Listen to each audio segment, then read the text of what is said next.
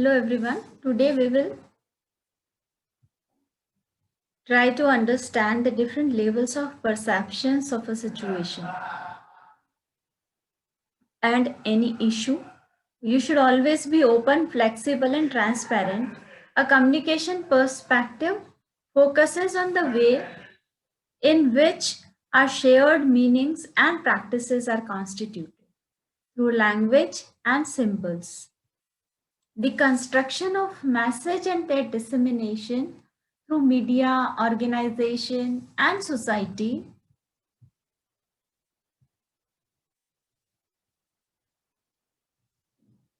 is always there. So, we will know and we will discuss about the role of perception in communication today.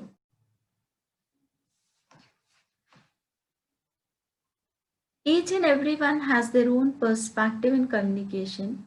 Perception is associated with many things, the way we listen to things, the way we feel, the way we experience. So, all these things help us in creating our own perceptions. Perspective in communication uh, always helps us in determining our role in communication. So you should try to understand the different levels of perceptions of a situation or any issue. In reality, can be so complex that you can see here in this picture that the person standing on another side, his perception is totally different, and the person who is standing on the other side, his perception is totally different. The construction of messages and their dissemination through media, organization, and society is always available. We should see the various factors that are affecting the perception of a person. The first factor that we will discuss today is visual perception. Visual perception is the ability to see and interpret and even analyze and give meaning to the visual information that surrounds us. The process of taking in one's environment is referred to as perception. If perception is inaccurate, incorrect, or altered in any way, problems with reading, spelling, handwriting, math, and comprehension may appear in front of you. Visual perceptions involve the ability to organize and interpret the information that is available in front of you, and you yourself receive the meaning out of that as per your own understanding, as per your own information level. The importance of visual perceptual skills in academic success is agreed upon, many acknowledging ways, and we need to see our own level of perception. We need to observe the situation, the target, the perceiver. So all these things affect visual perception.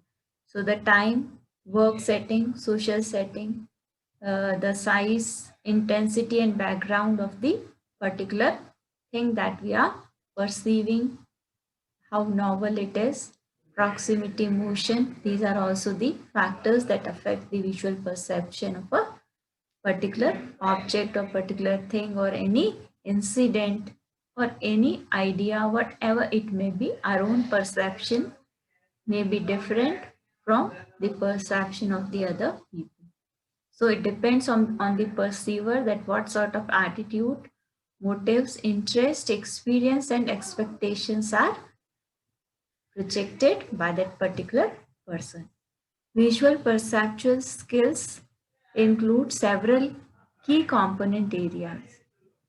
Visual discrimination is also one factor that always affect perception. If we talk about many other reasons or many other factors that are affecting visual perceptual skills, they are visual closure, visual sequencing, visual memory, etc. So the ability to remember the forms and sequences of the forms and recognizes them quickly when see again. So these are all the factors that are responsible for visual perceptual skills. So first we need to understand it properly that visual perceptual processing impacts the ability to learn and how and in what way that we need to see. A student would have difficulty in learning to read, give or follow, give or follow directions, copy from the whiteboard, and even I would say that you can see this visual that is in front of you. It will definitely provide certain information which is available, which is written over here. So there are various ways by which you may be receiving the information that is available in front of you.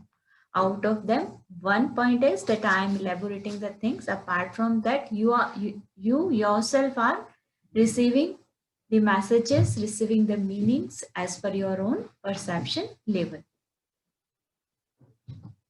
Forms of visual communication is also an important factor. There are many forms of visual communications that are available.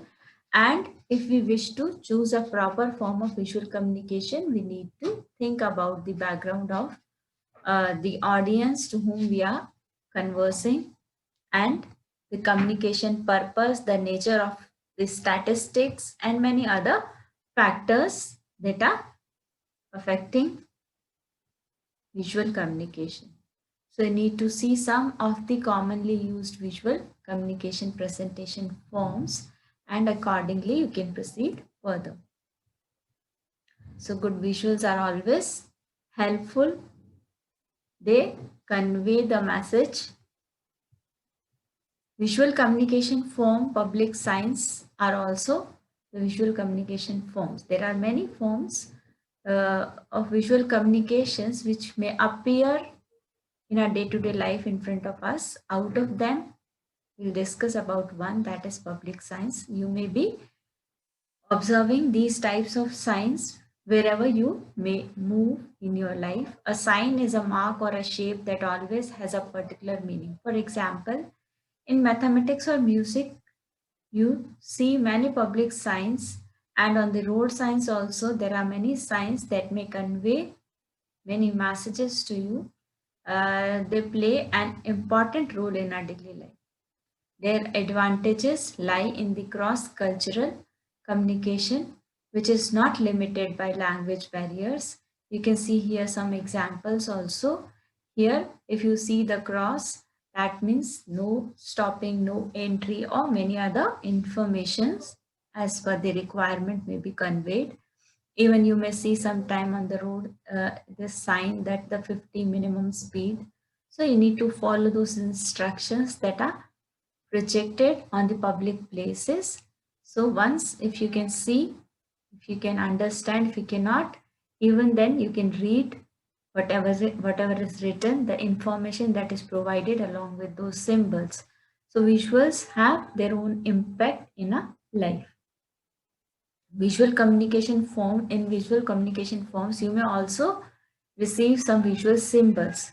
Some universal symbols are also available. You can see here these symbols which definitely convey some or the other message. Visual symbols are used from long ago, and you can see these are all the symbols. They will convey the meaning that you can receive as per your information, as per your knowledge. If you are from India, you'll definitely understand this symbol. And there are many other symbols which may be conveying some or the other message.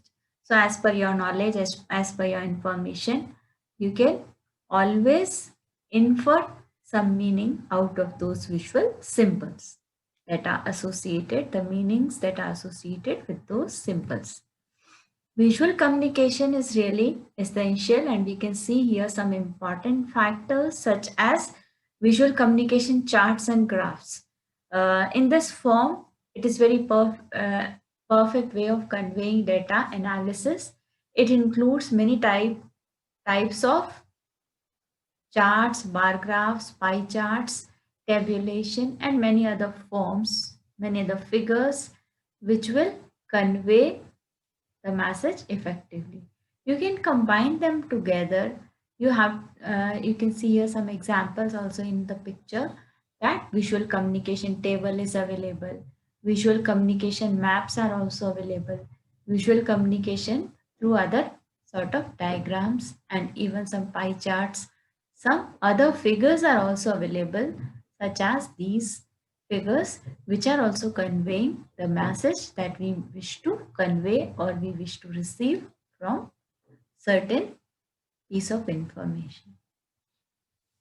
Language is also one factor. The different perspective we experience can be with language as well.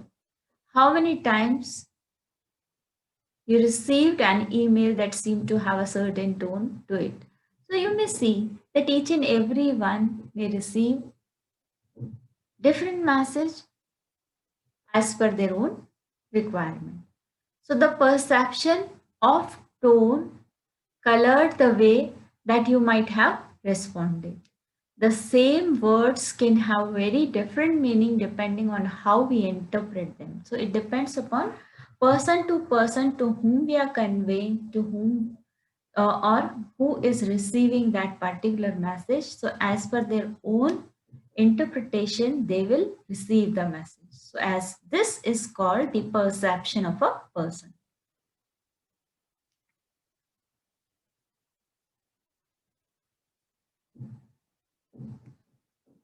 Sometimes we may see that past experience also play important role in creating our own perceptions.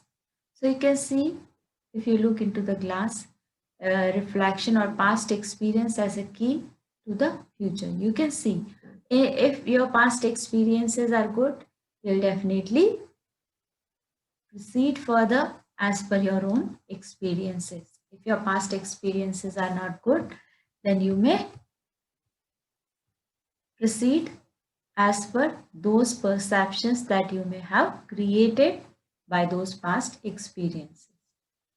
So, past experience influence you to do anything that you wish to do in your life. Your past experience would bring outside information because you have learned in the past that comparing situation can be helpful in decision making. You bring examples of your own experience because you have learned in the past that examples can be powerful ways to make your particular case. Or you come to the table empty handed because in the past you have felt that your input was not that much valued, or you have no past experience in that particular topic, so you are as clean slate information wise. So whenever you are asked to provide some information, you'll always sit blank because you cannot provide information in that particular case, and there can be many factors, any bad past experience, or you may not be taken as the important person in that particular experience. So now your indifferent behavior is created, and now you are not at all willing to project any idea, any view, any feeling that you have regarding particular thing. So past experience also plays an important role in creating your own perspective. So that's why we say that each and every person has their own perspective. So here we can see that communication is being affected by your past experience. You enter a situation, any meeting or a conversation with certain expectation of what will happen in that scenario, and you behave accordingly. So, in the past, if you must have experienced very good, then definitely you'll enjoy, you'll feel like entertaining, you'll feel like including your presence in that particular scenario. And sometimes you want your past experience to influence your future communications. For example, when your team responded positively to the to a particular event or particular activity that you must have handled, then you would definitely enjoy that your past experience was good and people were talking about it. So, in that case, your past experience will be favorable in your life. So, when our negative past experiences stifle our communication or alter our full potential for communicating, that we need to be aware. So, in that case, if your past experiences are not good, in that case, you need to be careful so that you can alter your past experiences. You can find out the reasons for which your past experiences were not favorable, and you can change your own perspective, that these are the things, these are the alterations. If once I do, then I'll definitely do good in my upcoming life.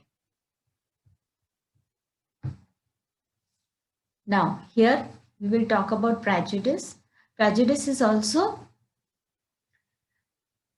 important factor. We all have prejudices. They occur when we take our past experiences with a person, assume that same type of experience will happen with all people who are similar to the first. So if we have bad experience with a certain type of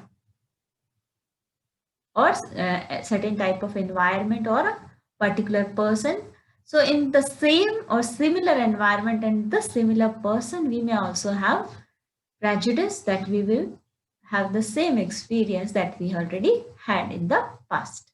Prejudices are partly due to culture, partly due to personal preferences or experience. Not all prejudices involve a negative characteristic either. For example, you could consider all of one group be smart. The problem with prejudice is when they start to influence how or to whom we communicate, to get an idea to how this could be happening in a workplace. Consider how you might complete the phrases below, such as there are some common beliefs and disbeliefs, such as working mothers in the workplace are like this, disabled people in the workplace are like this, the lowest job levels workers are like this, seniors in the workplace, they will definitely be seniors. Young people in the workplace are always more energetic, women in the workplace are really enthusiastic. So these are the prejudices or the prior beliefs that we may assume we may have within ourselves. So these prejudices also play an important role in creating our own perspective, and accordingly we communicate to others. Prejudices occur when we take an isolated experience with one type of a person that act as if all encounters in the future with people of same type or with the same characteristic will result in the same experience. This is our own belief that this type of thing happened in the past. So now again the same sort of condition is appearing in front of me. So I am going to have the same sort of experience, but that is not necessary. When we categorize people like this, we eliminate their individuality.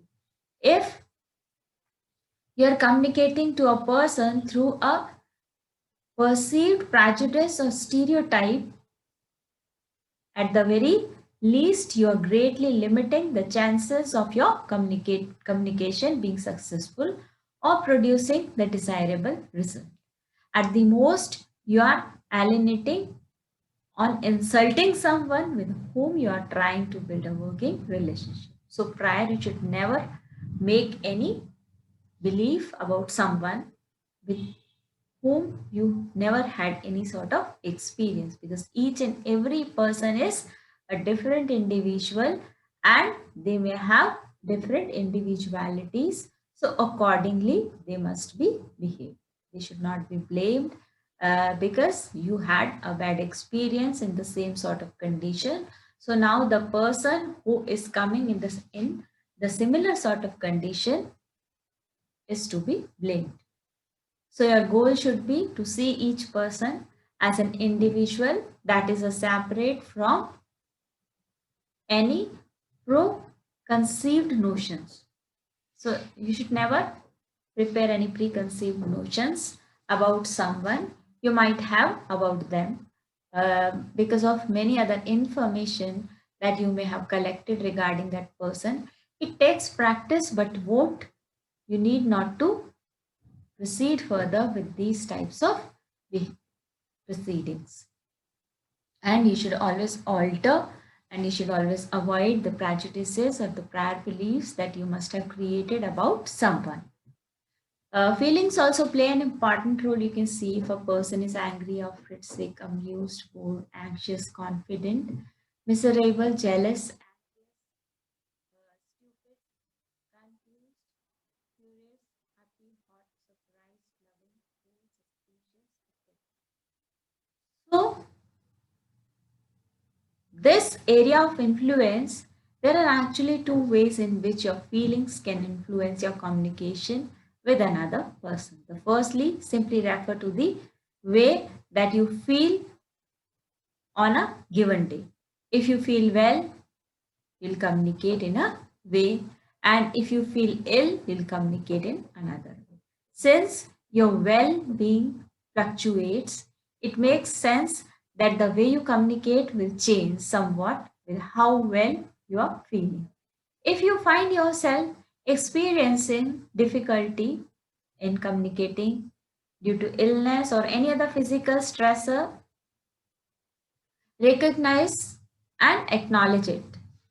When when appropriate can be very helpful when other might interpret the change in your communication as having something to do with them. So if you do not have a good mood, please avoid conversation because it will definitely affect your conversation. So as per your mood, as per your feelings, you always converse and communicate to others. Environment is also an important factor. The communication environment is really essential. You can see the last area of influence on your communication is your environment. All of us communicate differently in different environments. This is simple enough to observe in everyday life. Do you speak to your colleagues the same way that you do to your friends? Do you talk to strangers with more or less formality than people you know well?